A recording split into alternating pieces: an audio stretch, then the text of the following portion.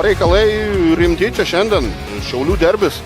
Baltrek Šiauliai prieš Vairą Kalvį Jupoją ir į aikštelę Garbudovas. O ką čia dabar išdarinėja Vairas? Kalėdos dar tikrai toli, o dovaną šią derbyje pradeda dalinti.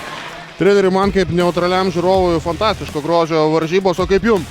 Sunkiai, labai daug klaidų. Pirmas kelnys iš viso katastrofa, antram kelny tarpais gerai žaidėm, bet taisyti yra kalnas dalykų, nežinau, reikia peržiūrėti. Gal nebuvo tai blogai, gal buvo, nežinau. Šaikštės atrodė, kad tikrai blogai yra šiandien.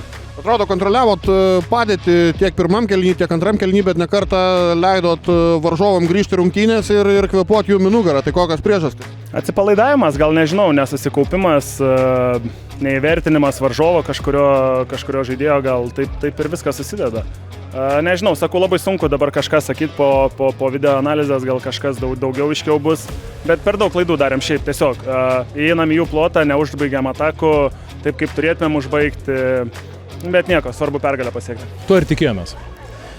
Kaip jau minėjau, pradžio rungtynių gerai, kad tokio kalibro mačą turim dabar, toj ankstesniai fazijai, tai esu patenkintas maču, bet kadangi tai tik trečias rungtynės, klaidų skaičius, su tokiu klaidų skaičium eiti pusfinalį, finalą būtų sunku.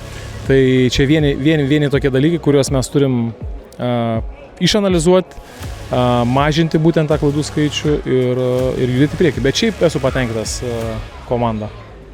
Tai turbūt nesumeluosiu sakydamas, kad tą kelių taškų skirtumą ir lėmė būtent tos neišprovokuotos klaidos. Jo, tikrai taip. Mūsų jaunuoliai su mažesnė patirtim, gavę šansą, kažkuriuose situacijose tvarkės labai teigiamai, labai konkrečiai, bet buvo situacijų, kur Baltreks ekipos žaidėjai, vyresni su patirtim, jie ir sužaidė rezultatyviau.